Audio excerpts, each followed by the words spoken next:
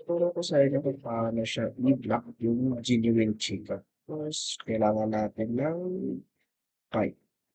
Kung meron na kayong hot supply, pwede niyo i-open. Then, una, i-open muna natin 'to. Pagkatapos, hatiin na natin.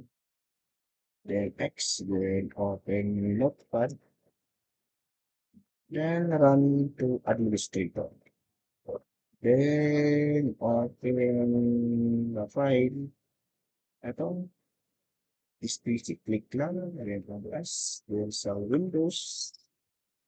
Under Windows, hanapin natin yung System32.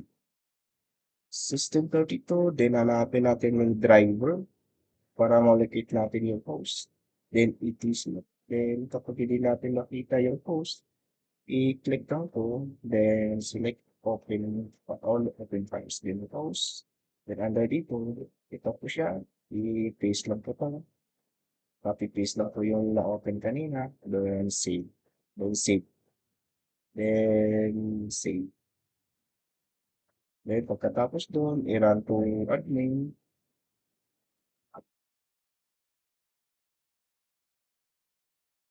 Then already install the Adobe application, you can click this to touch the file.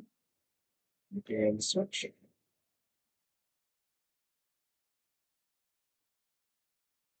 Then touch the file. Then pagkatapos dito, try natin matapos. Then X, then pagkatapos run to yan para matapos.